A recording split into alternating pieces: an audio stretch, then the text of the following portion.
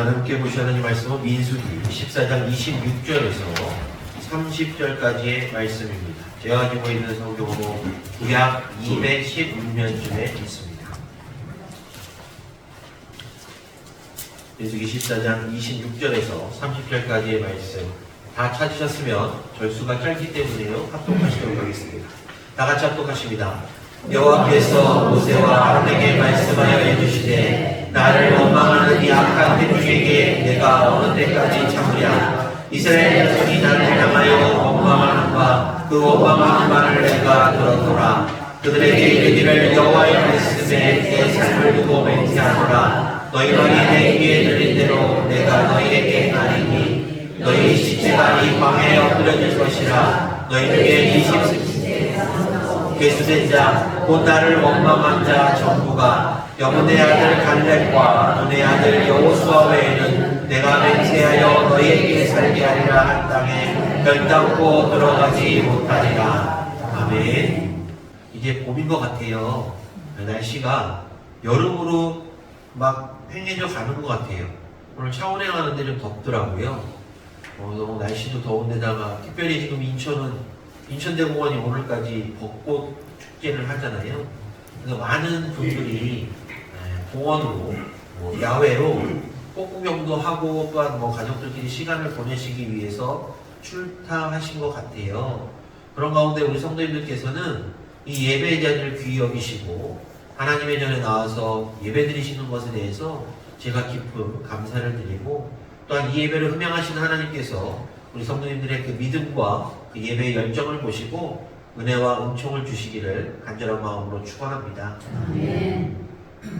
사람이 이 땅에 태어나면서부터요 죽을 때까지 사는 동안 여러 가지 조심해야 될 것들이 있더라고요. 사고라든지 오늘 차원행하고 오다 보니까 성도님들 보신 분들도 계시고 못 보신 분도 계실 것 같은데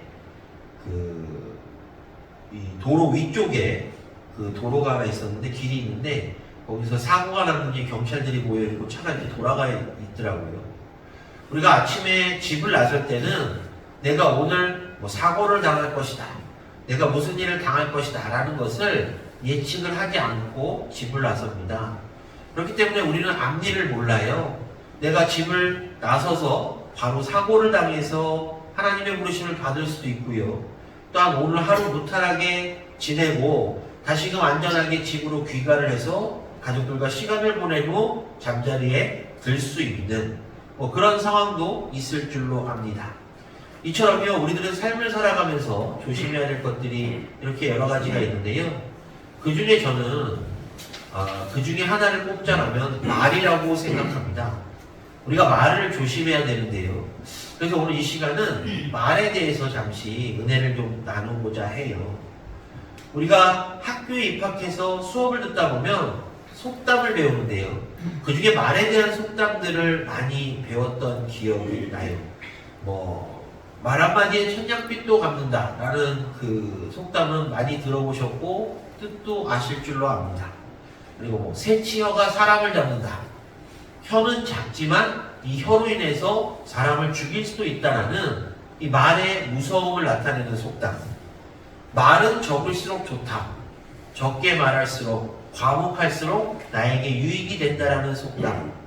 관 속에 들어가도 막말은 해서는 안 된다라는 이 속담을 통해서 우리가 함부로 내뱉는 말, 생각 없이 내뱉는 말, 또는 생각을 하고 말한다 할지라도 이 말이 내 상대방 대상에게 큰 문제를 일으킬 수도 있기 때문에 이 말은 우리가 인생을 사는 동안 늘 조심해야 된다라고 저는 생각합니다. 옛말이 나와서 말인데요. 예전부터, 과거에서부터 사람들은 이 말에 힘이 있다라고 생각을 했던 것 같아요. 그래서 내가 긍정적인 사고방식을 갖고 긍정적으로 살아가고자 할 때 매일 아침마다 긍정적으로 생각하고 긍정적인 말을 하다 보면 나도 모르게 내 삶의 방향이 긍정적으로 바뀌어간다라는 그런 이야기를 제가 들은 적이 있습니다. 그렇기 때문에 우리는 특별히 그리스도인들은 무슨 말을 하든지 간에 한 번 더 생각하고 무슨 말을 하든지 간에 무슨 말을 하든지 간에 조심하는 그런 습관을 키워야 돼요.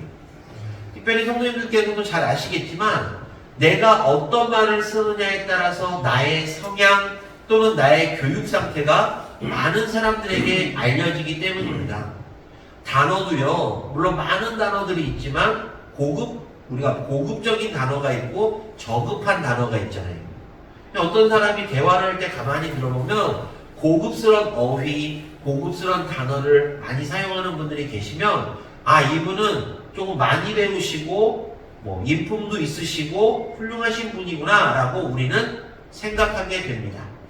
그런데 저급한 단어를 쓰고 말도 안 되는 어휘를 쓰는 분들을 보면 이분은 뭔가 조심해야겠고 이분은 조금 뭔가 어렵구나 라는 생각을 우리는 나도 모르게 선입견처럼 갖기 때문입니다. 그런데 우리가 말에 대해서 얘기하다 보니까 우리는 그리스도인이고 우리는 교인들이잖아요.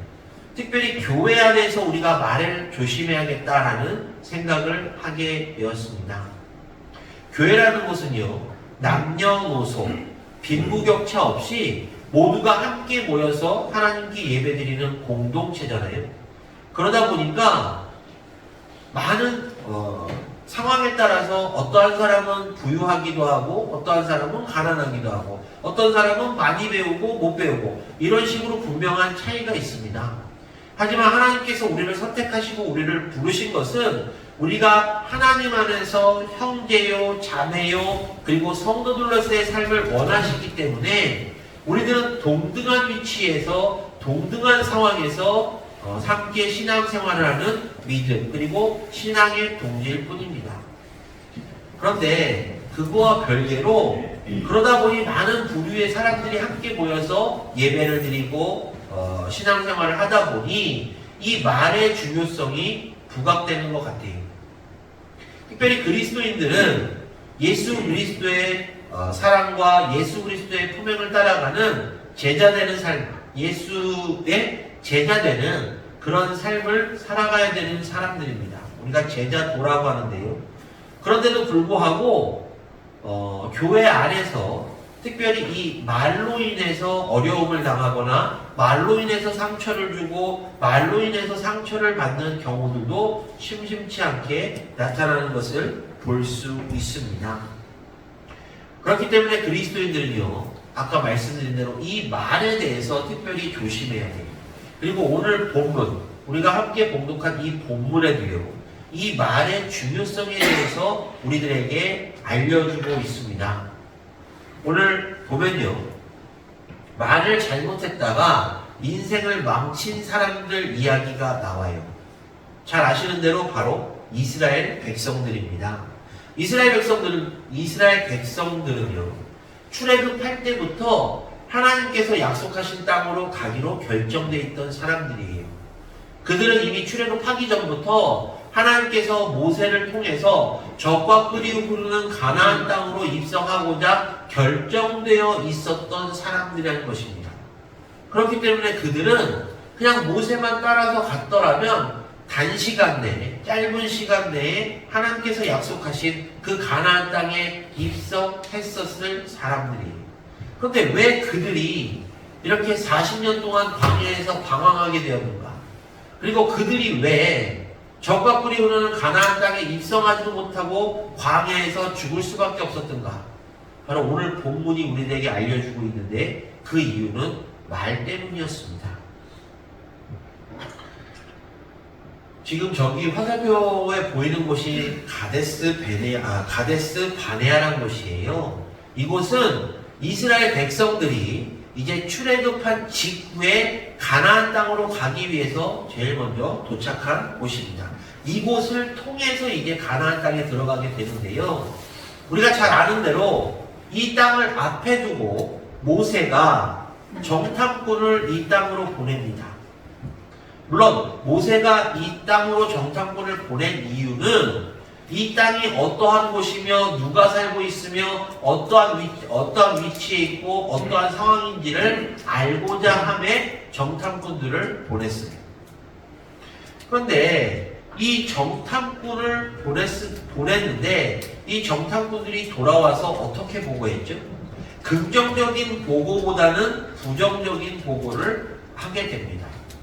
이 말을 들은 직후 많은 이스라엘 백성들이 어떡하죠? 모세를 원망하기 시작합니다.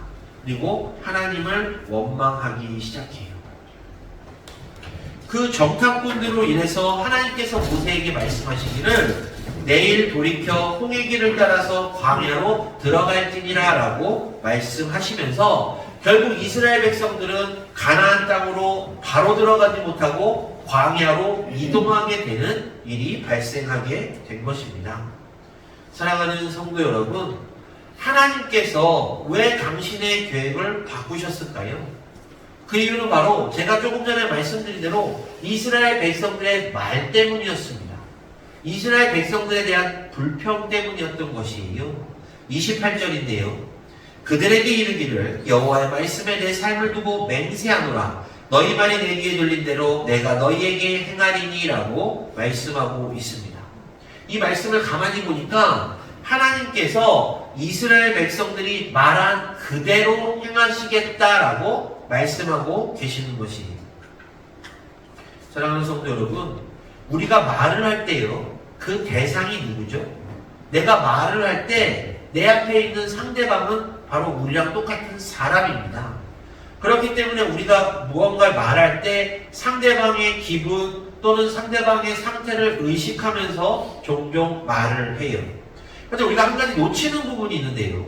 그것은 내가 지금 말을 하고 있는 대상이 사람일 뿐만 아니라 우리 눈에 보이지는 않지만 우리의 일거수일투족을 지켜보고 계시는 하나님께서도 이 말을 들으신다는 겁니다.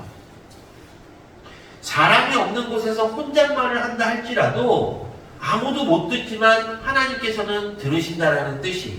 그렇기 때문에 우리는 우리가 하는 말을 내 앞에 있는 상대방이 어떻게 들을 것인가에 대해서 주의하고 조심할 뿐만 아니라 지금 우리 눈에 보이시진 않지만 우리와 함께 하시는 하나님께서 과연 이 말을 어떻게 들으실 것인가, 이것도 우리는 생각하고 말을 해야 된다는 것이. 따라서 오늘 이 시간에는 이 본문을 통해서 어떤 말들을 할 때 하나님께서 기뻐하시고 우리는 어떤 말들을 해야 할 것인가에 대해서 잠시 은혜를 나누고자 합니다.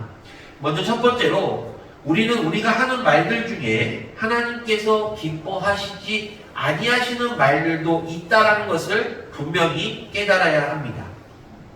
하나님께서 모세에게 명령하시잖아요. 야, 저 가나안 땅을 앞에 두고 정탐꾼들을 보내서 정탐하게 하라고 명령하세요. 그래서 모세가 하나님의 명령대로 정탐꾼들을 뽑아서 가나안 땅으로 보내버립니다. 왜 하나님께서는 모세에게 정탐꾼들을 먼저 보내라고 명령하셨을까요? 그 정탐꾼들이 보고 와서 그 땅에 대해서 소상히 설명하면 이제 이스라엘 백성들이 가나안 땅에 입성했을 때 아무것도 모르고 땅에 입성하기보다는 그 땅에 대해서 어느 정도 알고 그 땅에 입성함으로 바로 정착할 수 있도록 하는 하나님의 배려였습니다. 또한 정탐꾼들이 그 땅에서 목격한 젖과 꿀이 흐르는 땅의 모습을 통해서 이스라엘 백성들에게 하나님께서 당신의 자녀들을 얼마나 사랑하시고 그 가운데서 이러한 땅을 주시는 복을 주고 계신다는 것을 알려주고자 하시는 하나님의 계획이셨습니다. 그런데 그 정탐꾼들이 가서 보고 왔는데 보고를 할 때 긍정적인 보고보다 부정적인 보고, 부정적인 말이 더 컸던 것이, 결국 이스라엘 백성들이 이 이야기를 듣고 원망하는 말을 맺자 하나님께서는 당신의 계획을 바꾸시게 됩니다. 이스라엘 백성들이요, 그 정탐꾼들의 그 잘못됐다기보다 부정적인 그 보고를 듣고 오자 이렇게 원망하잖아요. 어째 여호와가 우리를 그 땅으로 인도하여 칼에 쓰러지게 하려 하는가? 우리 처자가 사로잡히리니 애국으로 돌아가는 것이 낫지 아니하랴.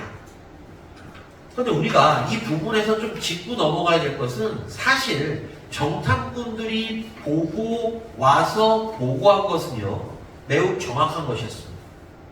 그들은 가서 제대로 보고 와서 제대로 보고한 것이에요. 그들이 보고 와서 이 땅에 들어가기 싫어서 거짓말을 보태서 보고한 것이 절대 아니라는 것을 우리가 먼저 기억해야 됩니다. 그들이, 가나안 백성들이 지어놓은 성읍들은요, 매우 강성했어요. 그리고 그 땅에 사는 사람들은 아낙자손과 같이 몸이 큰 사람들이었습니다.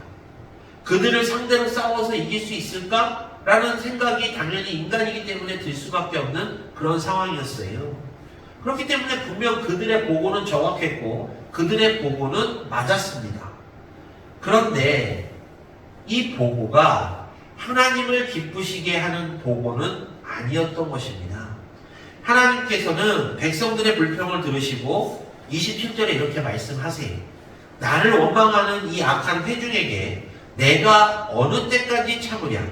이스라엘 자손이 나를 향하여 원망하는 바, 그 원망하는 말을 내가 들었노라 라고 말씀하고 계십니다. 자, 이스라엘 백성들이 모세와 아론을 원망한 것 같지만 그 말을 가만히 보면 하나님을 원망하고 있기에 하나님께서 들으시기에 하나님께서는 이스라엘 백성들이 자신을 멸시하는 말까지 한다라고 생각하신 것이에요. 그리고 하나님을 믿지 못하는 말들을 그들은 계속해서 했습니다. 그리고 그 말들의 결과, 아까 말씀드린 대로 이스라엘 백성들은, 출애굽한 이스라엘 백성들은 결코 가나안 땅을 밟아보지도 못하고 광야에서 40년 동안 방황하다가 모두 죽게 되는 그러한 비참한 결말을 맞이하게 된 것입니다. 사랑하는 성도 여러분, 우리는 이 사건에 주는 교훈을 정확하게 기억을 해야 돼요. 우리가 무심코 내뱉는 말 가운데서 하나님께서 들으시기에 하나님 당신을 멸시하거나 하나님 당신을 무시하는 말들도 나올 수 있다는 것입니다. 그렇기 때문에 그리스도인들은 말을 조심해야 돼요. 말을 조심하지 않으면요, 우리는 어떠한 말도 내뱉을 수 있는 사람들이라는 것입니다. 우리가 예수 그리스도의 보혈의 공로로 말미암아 하나님의 자녀로서의 권세를 취득한 사람이지 실제로 우리의 근본은 죄인 그 자체입니다. 죄로 물들었고 죄악된 생각을 하고 있던 죄인 그 자체였으나 하나님의 크신 사랑으로 말미암아 이제 자녀가 되었는데 우리가 늘 조심하고 경계하지 아니하면 우리는 과거의 모습, 과거의 습성으로 젖어 들어갈 수밖에 없고 결국 우리가 무심결에 아무 생각 없이 내뱉은 말이 하나님을 멸시하고 하나님을 욕되게 하는 그런 말이 될 수도 있다는 것을 우리는 기억해야 됩니다. 또한 그 가운데 우리들이 아무 생각 없이 내뱉은 말이 우리들에게 부메랑으로 돌아와서 이 불쌍한 이스라엘 백성들과 같이 적과 꿀이 흐르는 땅을 눈앞에 두고도 거기를 밟지 못하고 그들에게 약속하신 하나님의 약속이 파기되면서 광야에 무덤도 없이 쓸쓸하게 죽어가는 비참한 최후를 우리들도 받을 수 있다는 것에 대해서 우리는 경각심을 가져야 할 것입니다. 자, 그렇다면 하나님께서 기뻐하시는 말은 어떤 말들일까요? 자, 그렇다는 얘기는 하나님께서 기뻐하시는 말은 우선 첫 번째로 하나님을 멸시하는 말은 아니라는 거예요. 하나님을 멸시하는 말은 절대적으로 아니고 조금 더 생각하면 그렇다면 하나님을 높이는 말이 바로 하나님께서 기뻐하시고 하나님께서 받으시는 말이 된다는 것이죠. 그럼 하나님께서 기뻐하시는 말은 어떤 것인가요? 우리가 하나님을 찬양하고 하나님을 경배하는 것 당연히 하나님께서 기뻐하시지만 믿는 사람들은 하나님께서 기뻐하시는 말이 무엇인가 곰곰이 생각해보면 바로 하나님의 주권을 믿는 신앙의 고백을 하나님께서는 가장 기뻐하실 것입니다. 23절에 보면요, 멸시하다라는 단어가 나오잖아요. 이 멸시하다가 히브리 단어로요, 나아째라고 발음하는데 이 뜻은요, 경멸하고 얕잡아보다라는 뜻이 있어요. 그렇기 때문에 하나님께서 들으시기에 이스라엘 백성들이 말이 하나님은 대단한 분이 아니었어. 하나님은 존귀하고 하나님은 큰 능력이 가진 분이 아니었어. 아무것도 아닌 사람이었어. 라고 얕잡아 보았다라는 해석이 가능하게 된 것입니다. 그렇기 때문에 하나님께서는 당신이 자녀 삼아주시고 출애굽시킨 그 백성들이 하나님을 얕보고 하나님을 멸시하는 그 말을 들으시자 원래 계획했던 그 계획을 철회하시고 이스라엘 백성들이 광야에서 유리하게끔 하셨던 것입니다. 이스라엘 백성들이요, 물론 정확하게 본대로 가나안 땅의 많은 성읍들, 강한 사람들을 보고 절망해서 모세와 아론에게 원망했지만 그 원망의 말이 바로 하나님이 들으시기에 당신께 하는 말이라고 들으신 것입니다. 만약에요, 역사는 흘렀지만 만약에 이스라엘 백성들이 이 보고를 받고도 가나안 땅에 아무리 큰 성읍이 많고 큰 거인들이 산다 할지라도 우리는 하나님과 함께하기 때문에 하나님께서 그들을 다 물리쳐 주시고 하나님께서 우리들에게 피할 길과 이길 힘을 주시고 우리들에게 하나님의 자녀로서의 권세를 주심으로 말미암아 하나님께서 약속하신 저 땅을 평정하고 하나님께서 약속하신 대로 우리가 저 땅에서 살면서 하나님을 찬양할 것이다 라는 믿음의 굳은 결심이 있었고 그러한 말들이 있었더라면 하나님께서는 그 즉시 이스라엘 백성들을 가나안 땅으로 입성시키지 아니하셨을까요? 우리들의 삶 가운데서도요, 우리들이 살다 보면 인생의 폭풍이 다가올 때 그것들로 인해서 좌절하고 낙심한다 할지라도 우리가 그럼에도 불구하고 나는 하나님의 자녀요, 나는 믿음의 자녀이기 때문에 하나님께서 반드시 피할 길과 이길 힘을 허락해 주시고 하나님의 권능의 팔로 나를 이끌어 주실 것이기 때문에 이 인생의 폭풍우가 닥쳐온다 할지라도 이것들은 금방 뚫고 나가서 곧 하나님의 영광을 향해 주 예수 그리스도의 영광을 향해 나갈 수 있을 것이다 라는 믿음의 확신을 하나님께 온전히 구한다면 하나님께서 어떻게 하시겠습니까? 우리는 생각해 보아야 합니다. 성경에 욥이 나오잖아요. 욥은 자신이 왜 고난을 당하는지 모르고 고난을 당했으나 그는 절대적으로 하나님을 저주하지 않았습니다. 그리고 하나님을 찬양했어요. 그 결과 각절의 축복을 받았음을 기억하십시오. 우리가 힘들고 어려울 때, 때로는 좌절하고 낙심할 때 하나님을 멀리하고 하나님께 불평하고 비난하는 경우들이 때로는 있을 수도 있습니다. 아니 하나님, 내가 이렇게 열심히 기도하는데 내가 시간을 정해서 기도하고 내가 정말 이거 아니면 죽을 것 같다라고 하나님께 믿음의 고백을 하고 있는데 왜 하나님 나에게 이 기도에 대한 응답을 안 주십니까? 하나님 나를 버리셨습니까? 하나님 나에게 저주를 내리십니까? 라면서 하나님의 뜻이 무엇인지도 알지 못한 상황에서 하나님의 계획을 비난하고 하나님께 원망 섞인 말들을 했던 적이 우리의 삶 가운데는 분명히 있을 줄로 압니다. 하나님께서 과연 그 말을 기뻐 받으셨겠는가? 아니면 당신을 멸시하고 당신을 얕잡아 본다라고 생각하셨겠는가? 우리는 생각해보지 않을 수가 없습니다. 사랑하는 마음교회 성도 여러분, 바라기는 이 시간 이후로는 하나님께서 기뻐 받으시는 말들만 하시기를 주님의 이름으로 간절히 축원합니다.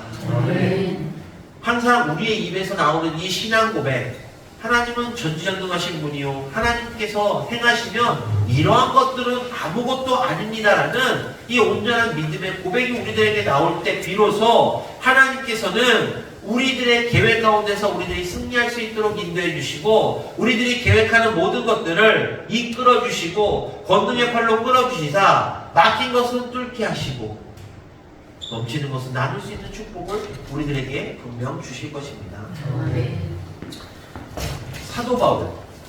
사도 바울이요, 사역을 하면서 수많은 적대자들을 만났어요. 그리고 수많은 장벽들이 있었어요.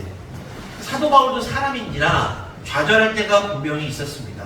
하지만 그는요, 좌절함에도 불구하고 하나님을 원망하거나 하나님께서 불편해하시는 말을 하지 않았어요. 그는 오히려 더욱더 하나님을 의지하면서 이렇게 고백을 하는데요. 빌립보서 4장입니다. 내게 능력 주시는 자 안에서 내가 모든 것을 할 수 있느니라 라고 신앙 고백을 합니다. 사도 바울은요, 이렇게 전지전능한 하나님의 능력을 믿고 행했기 때문에 이런 고백이 나올 수밖에 없었어요.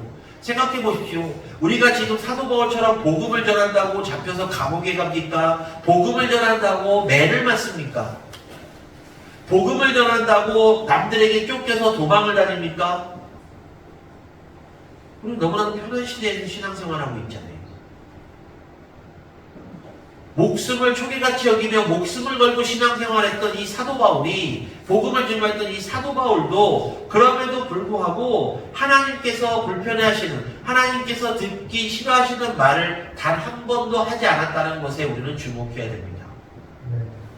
우리는 편한 신앙생활을 하는 가운데서 그럼에도 불구하고 하나님께서 우리에게 베푸시는 그 은혜가 충만함을 늘 감사해야 되는데, 한번 생각해 보십시오. 우리의 기도 가운데서 우리가 하나님께 구하는 기도는 분명히 많으나 하나님의 은혜에 늘 감사하는 기도가 많은지, 구하는 기도가 많은지, 그 기도의 분량을 한번 생각해 보십시오. 하나님, 내가 이런 상황이니 나를 이기게 해 주시옵소서. 부족한 것을 채울 수 있게 도와주시옵소서. 하나님, 내 상황이 이렇습니다. 승리하게 하옵소서. 우리의 기도 가운데서 하나님 예수 그리스도를 나로 인해서 희생시키시고 구원을 허락하신 것에 대해서 감사드립니다라는 기도가 늘 우리의 마음속에, 우리의 신앙 가운데 고백으로 나올 수 있는지, 나오고 있는지 한번 우리는 생각해 보아야 합니다. 바로 그러한 고백이 하나님을 기쁘시게 하는 고백이고, 그러한 고백이 하나님께서 기뻐 받으시는 말이기 때문에 하나님으로 인해서 구원받은 우리들, 영원한 형벌을 받을 수밖에 없었으나 주 예수 그리스도의 은혜 가운데서 구원을 얻은 우리들이 하나님을 찬양하고 예수 그리스도를 찬양하는 이 말들이 당연히 나와야 되지 않겠습니까? 우리들이요, 하나님을 믿는다라고 신앙 고백을 해요. 그런데 우리들의 삶을 가만히 보게 되면 우리들의 삶의 행동 가운데서는 진정한 그리스도인인가 아닌가를 남들이 평가할 때요, 진정한 그리스도인인가 아닌가를 평가하게끔 하는 행동들을 가끔 할 때가 있습니다. 하나님 감사합니다라고 이 시간에 예배 시간은 기도하지만 저 교회 문 밖으로 나가는 순간 하나님보다는 세상을 더 사랑하고, 하나님보다는 환경을 더 사랑하고, 하나님보다는 물질을 더 사랑하는 그런 경우들도 있지 않겠습니까? 제가 언젠가 설교 시간에 말씀드렸잖아요. 사업을 엄청 크게 하시는 장모님이 어느 날 헌금을 계산하다가 11조는 너무 많이 내는 것 같은데 차라리 이거를 갖다가 나누자 해서 11조 낼 걸 갖다가 다 나눠서 감사헌금 무슨 헌금 나눠서 그렇게 1년 내시고 부도 맞았다고 제가 말씀드렸잖아요. 하나님의 것을 하나님께 드리면 당연한데도 불구하고 그렇게 사업을 크게 일으켜주신 하나님께 감사하기보다 하나님보다 물질을 사랑함으로 인해서 그것을 인간적인 방법으로 나누다가 결국 하나님께 의해서 사업이 망하게 되고 도망다니는, 그 권사님은 식당에서 설거지 하시고 장로님은 도망다니시다가 밤에 몰래 와서 가족 잠깐 보고 또 도망가시는 그러한 경우를 제가 목격했습니다. 우리가 믿고 우리가 알고 있는 하나님은요, 사랑의 하나님이시지만요, 반대로 공의의 하나님, 정의의 하나님이시기도 해요. 하나님께 충성을 다하고 하나님을 사랑하고 하나님을 의지하면 우리들에게 넘치도록 복을 주시지만, 우리들이 하나님 앞에서 범죄하고 하나님의 것을 온전히 행하지 않으면 하나님께서는 정의와 공의를 통해서 우리들에게 분명히 벌을 주시잖아요. 하나님의 전지전능하심을 부정하는 것을 우리가 금해야 됩니다. 하나님의 전지전능하심을 부정하는 것. 그럼 그게 무엇이냐? 바로 우리가 말을 생각 없이 하거나 말을 제대로 하지 못하면요, 하나님의 그 모든 능력과 하나님의 것을 우리는 부정하게 되는 것과 같은 것입니다. 하나님께서는요, 우리들에게 원하시는 것이 뭐 그렇게 많진 않지만요, 당신을 멸시하는 것을 원하지 않으세요. 한번 생각해 보십시오. 우리들도 다른 누군가에게 멸시를 받거나 얕잡아짐을 당하거나 누군가 나에게 욕을 하거나 그러면 우리도 기분이 나쁘잖아요. 그런데 하나님께서는 당연히 당신의 자녀를 위해서 이 모든 것들을 허락하셨음에도 불구하고 당신의 자녀들이 하나님을 부정하는 말을 한다면 하나님께서 과연 기뻐하시겠습니까? 사랑하는 성도 여러분, 이스라엘 백성들은 하나님께 부정하는 말을 통해서 광야에서 쓸쓸히 죽음을 당했습니다. 우리의 영육의 구원자 되신 예수 그리스도를 이 땅에 보내주신 것은 하나님의 크신 은혜였습니다. 그로 인해서 우리는 구원을 받았어요. 그저 1년에 한 번 부활주일 예수 그리스도의 부활을 탄생하고 축하하며 우리가 구원받은 것이 예수 그리스도의 은혜입니다라고 고백하는 것이 아니라 1년 52주 주일날이 예수 그리스도의 부활을 기뻐 찬양하며 하나님께서 예수님을 보내주심으로 말미암아 우리가 구원을 얻었다는 것을 찬송하고 찬양하는 것이 바로 주일이잖아요. 따라서 이 주일 시간만큼은 우리가 온전히 지켜야 되고, 또한 이 주일 시간 우리가 하나님께 올려드리는 이 예배에 사용되어지는 말들도 우리가 온 마음과 정성을 다해서 하나님을 경외하는 마음으로 올려드려야 되는 말이 되지 않겠습니까? 그것이 바로 하나님께서 기뻐 받으시는 말이라는 것입니다. 하나님은 나의 영육의 구원자 되시며 하나님께서 예수 그리스도를 보내주심으로 내가 구원을 받았으니 하나님 감사합니다. 이러한 신앙 고백이 우리에게 늘 있어야 될 줄로 믿습니다. 말씀을 정리할게요. 말이라는 것은요, 보이지 않는 살인자라는 표현이 있더라고요. 내가 말을 한번 잘못함으로 인해서 상대방이 상처받아서 일을 당하기도 하더라고요. 우리가 무심코 뱉는 말이 있고 또한 그렇지 않는 경우도 있지만요, 우리들이 내 앞에 상대방이 직급이 높아서 지위가 높아서 이 사람한테 말하는 것을 생각하고 말하는 것처럼 우리 눈에 보이시진 않지만 우리의 모든 것 되시는 하나님께서 지금도 우리가 행하는 모든 말들을 듣고 판단하고 계시다는 것을 우리가 늘 기억했으면 좋겠습니다. 하나님을 멸시하는 말들은요, 이 시간 이후로 우리들의 모든 것에서 싹 지워버리시고요, 이 시간 이후로는 늘 하나님을 찬양하고 늘 하나님을 찬송하시는 우리 성도님들 되시기를 주님의 이름으로 간절히 축원합니다. 그 외국 사람들은요, 특히 제가 그 뉴질랜드에 있을 때 그 마오리 사람들하고 이제 같이 있었는데요, 마오리 사람들 중에서 교회를 오면, 목회자를 만나면 제일 먼저 하는 말이 프레이즈 더 로드라고 해요. 주님을 찬양하라. 처음에 전 되게 이상하더라고요. 우리는 보통 인사하잖아요. 안녕하세요 이렇게 인사하는데 프레이즈 더 로드 그래요. 그런데 생각해보면 그 사람 눈에는 저만 보였을지 모르나 눈에 보이시지 않는 하나님께서 그 외침을 들으셨을 거라고 저는 생각합니다.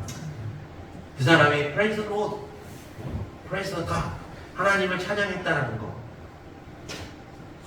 하나님께서 기뻐 받으셨을 것으로 저는 믿습니다.